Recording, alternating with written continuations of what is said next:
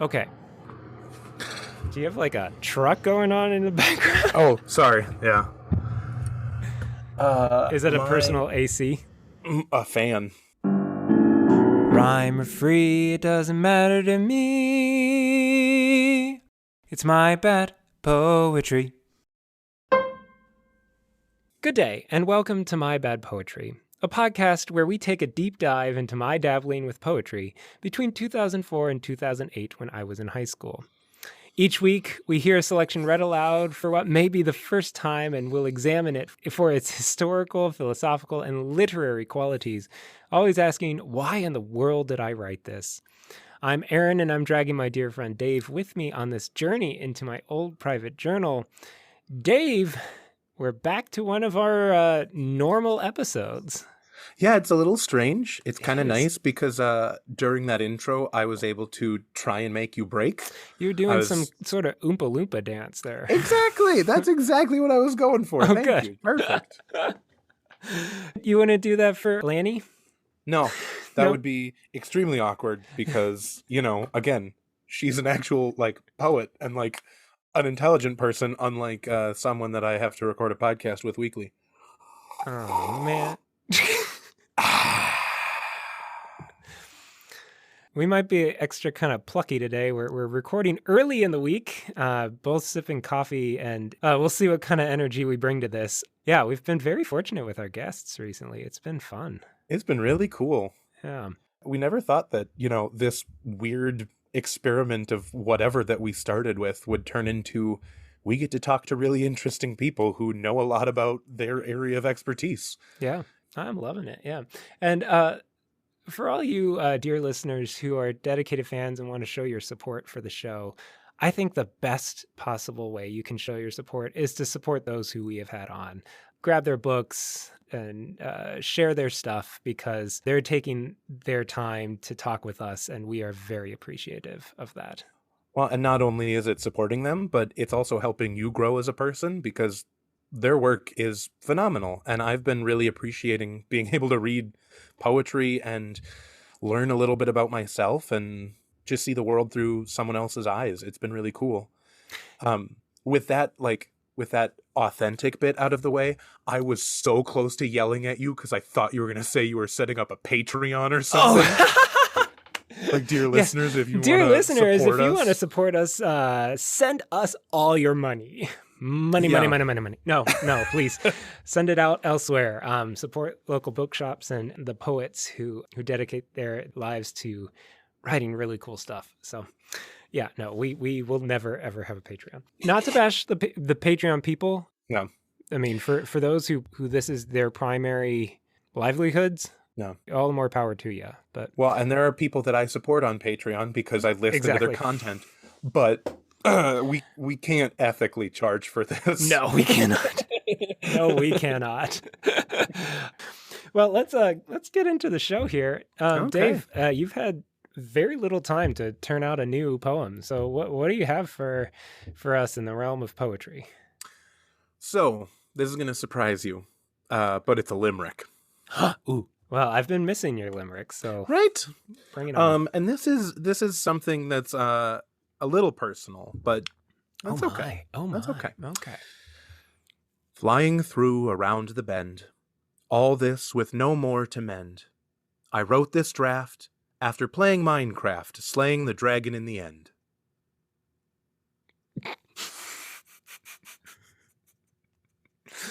Are you playing the campaigns now? Well, no, I beat the dragon for the first time. Wait, there's a dragon? How do you not know about this, Aaron? In the end, there's a dragon. What end? That's what it's called. It's like another... it's like there's that... overworld, nether, the end.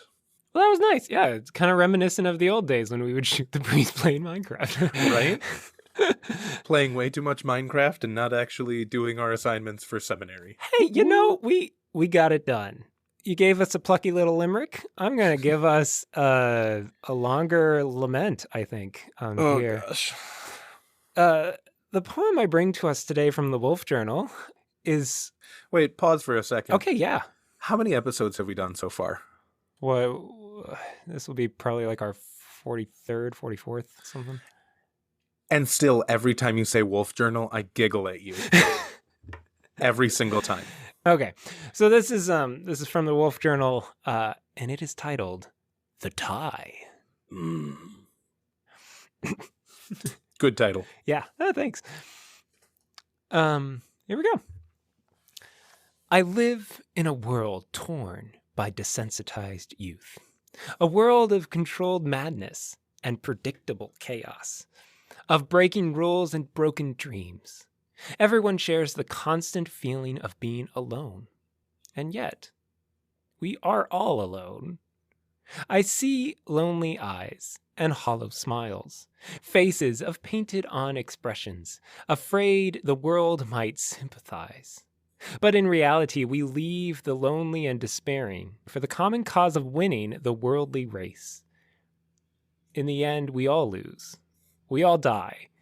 Two hands hold each other for a while, but in the end, what is there to hold on to? Lost in a broken world, realize in the end, it's all a tie. Well, that was some meandering nonsense. Yeah.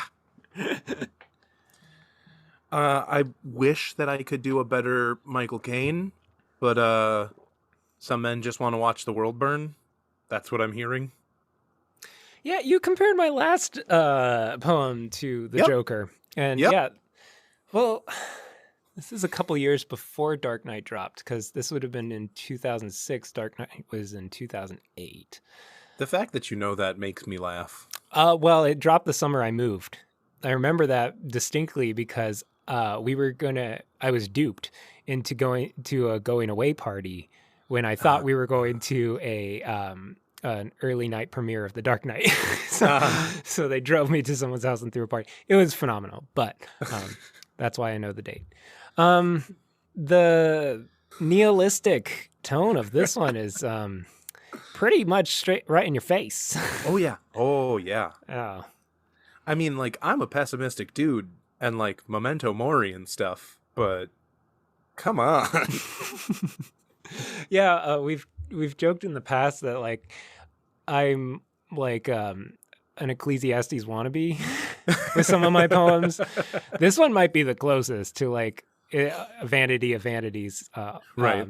It's all a tie type thing. But, yeah, if only I were as poetic. There are some poetic phrases in here. Okay. None of them connected to each other. No. Or like building on each other. No. Like it feels like just lines pulled from different areas. Like I will say, two hands hold each other for a while, but in the end, what is there to hold on to? That's kind of a nice poetic line. But it's surrounded by, we all die. Pretty dark. No, I do agree. Sorry. The two hands line, I did like that line. Two hands on each other for a while. We get a shout out to Green Day up here, Broken Dreams up here in the fourth line. Well, Aaron, I hope you have the time of your life. I was never into that song as much as Boulevard of Broken Dreams. That song, big hit. Oh gosh, this painted on expressions, afraid the world might sympathize. That made me angry when I read it. Yeah. I'm casting my own kind of private emo self onto everyone around me. I'm like, oh, everyone is sad. Yeah, this feels like an argument you're having in the shower with yourself from a year ago.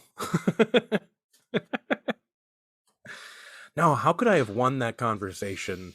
How could I have told them that they are all going to die? I love how you said that because hypothetical shower arguments were huge for me in high school. Yeah. I always was haunted by arguments and ideas and yeah, the shower was where I would like be like, ah, man, I should have said this. Right? So, yeah, this is a shower poem. Yeah.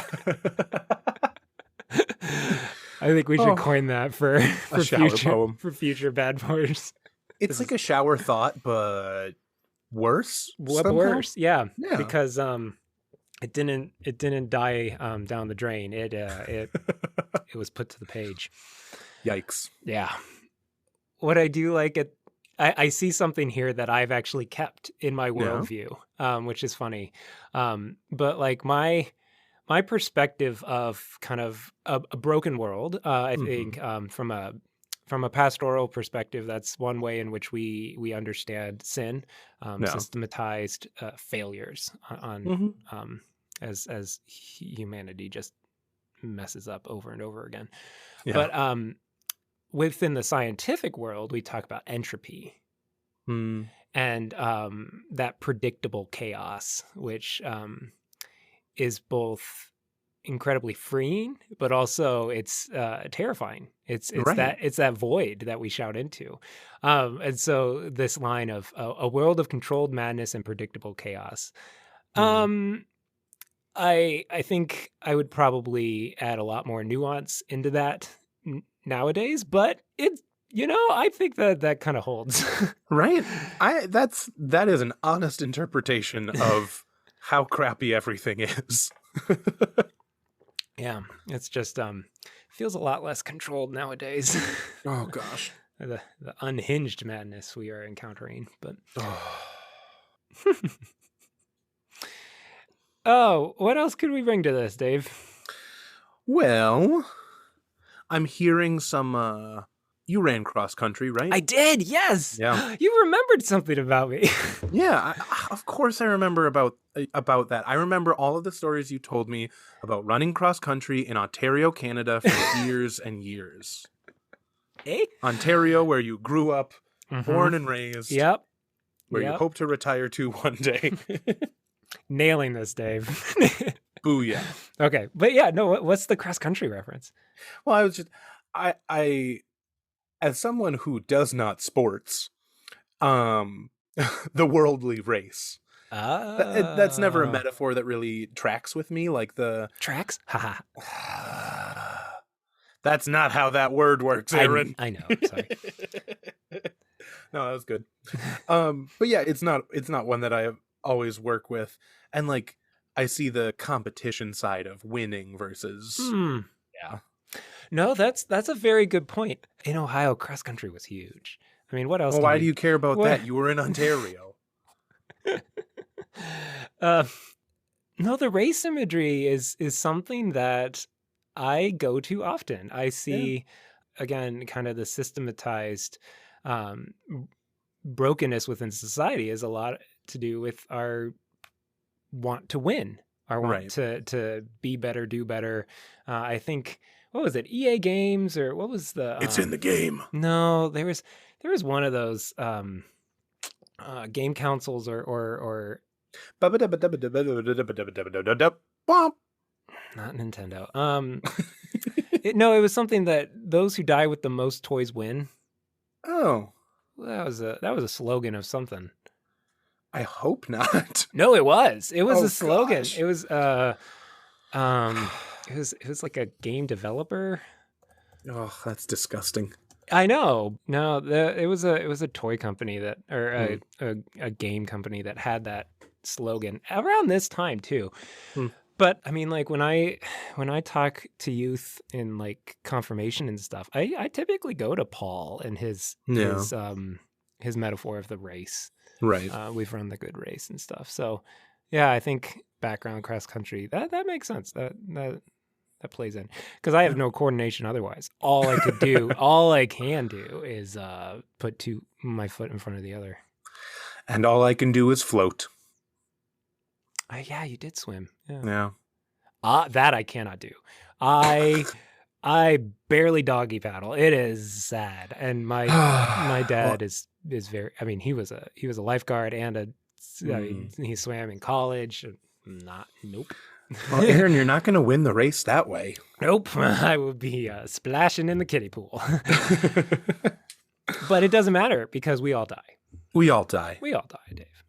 It is funny how you go, like, you have those overly confident religious poems where it's like, I know the truth and I know salvation is for me, blah, blah, blah. And then you have, and then we all die. What a difference a year and a half makes, or 2 years. Because, and this is actually what I wanted to bring up. So we're nearing the end of our season 2, because this is the second to last poem of my second anthology in high school when I typed it up on a Word doc. For those of you who have joined us kind of late when we brought in guests, yeah, there's a whole thing. Oh, there's a backstory that nobody wants to know. That's okay. But how we structure these seasons is these typed anthologies that I put on a Word doc about the time that I wrote these in this journal.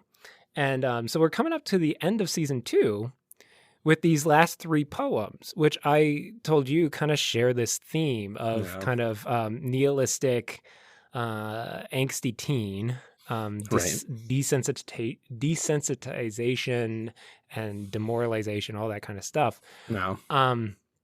And I kind of see these working together as another triptych, another kind of 3 poem arc that explores a theme. And I think that's really funny because a year ago when we encountered my first 3 poems in the journal, we decided it was a triptych of kind of definitional, very straightforward, but it was all about like life and truth and who I am and knowing it for certain. So we've seen this evolution of kind of fundamentalist certainty to a much more ambiguous, almost agnostic side of my my journey. Right, more like a deconstruction of that fundamentalist idea. Yeah. I do think it is beneficial from time to time to ask the big questions, and to see what's truly worth holding on to. You got to hold it in your hands and see if it sparks joy. Oh gosh. I don't know. I think we've covered a lot of ground here. I'm getting hungry, Dave. I need a snack. We gotta wrap this up. I gotta go. That is the most Aaron thing I've ever heard. Well, you know what, Aaron? At the end of the day, we all die with faces painted, sympathizing, lonely, winning. The faces painted does sound a lot like the Joker, right? Yeah. Don't tell me I'm wrong, buddy. Yeah. I think that there's clearly something in the water in the late aughts around that kind of nihilistic Joker. And some people have really stuck with it and run with it to an unfortunate degree.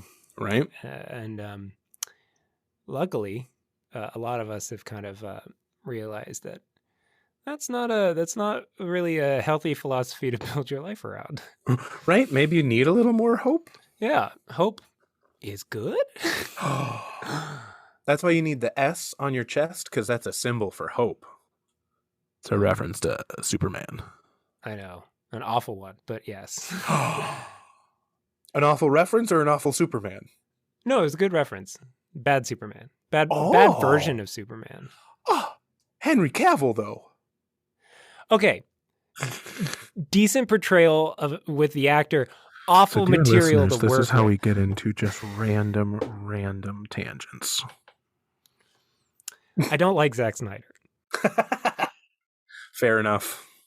And you can watch basically multiple Maggie Mayfish video essays. Oh, yeah. Because she is phenomenal at articulating the problematic nature of Zack Snyder. But she's very good. Gosh, she's so good. I love her videos. Yeah. Okay. Yeah. Well, Dave, we've raced to the end, and we need to know, is this good or garbage? Have you ever been running a race? Yes. Oh, yeah, really? We talked about this, Dave. Oh. You have really bad memory. Thank you. Okay. No, have you ever been running a race and there's, like a water stand where there's people handing out little cups of water and people will grab them and run along? I think that's a pretty common thing. Yeah, it is. No. Yeah. This poem, in my opinion, is one of those cups that, they tried to throw into a trash can and it hit the rim.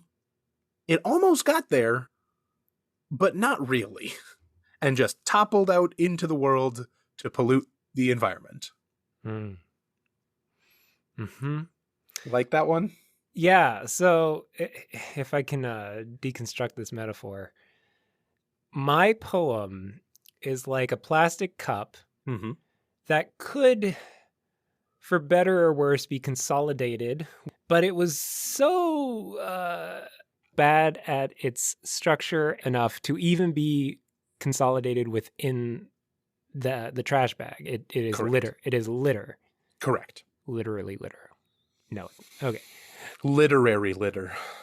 Ooh.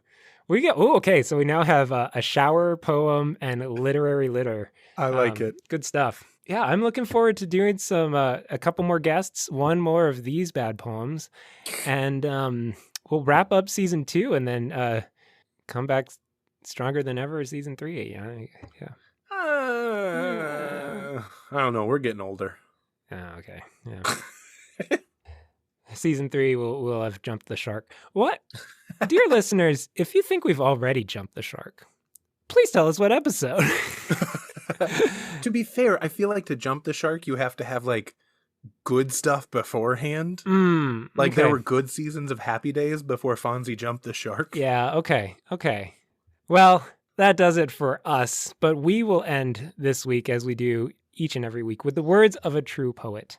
This week coming to us from Elsa Gidlow. This poem is called Futility. Under all beauty that I know, all vital dreams, sharp loveliness, under the hair, the lips of laughter, the dusk dim eyes of pain, lurks the single thing I fear. Hard mouth, incapable eyes, the monster, the satyr thing, futility. I cannot look on loveliness or burn the flame of ecstasy, or even dream for very long without the annihilating fear that it will suddenly tear some veil and bare its dreadful face. When I am light with the exaltation, mysteriously born of worship, filled like a cup with the wine of wonder, at some great cloudy bloom of color or leaning the infinite secrets of rapture, with bared heart held to love's lips, light's eyes are suddenly blinded, life gropes in empty twilight, and the mocking mouth of the satyr thing leers at me from a veil of dust. Dave needs to go. Sorry. No, that's okay. This has been My Bad Poetry. Now go write some of your own bad poetry. Thanks, Dave. You're welcome. Okay. Okay, bye. Rhyme free doesn't matter.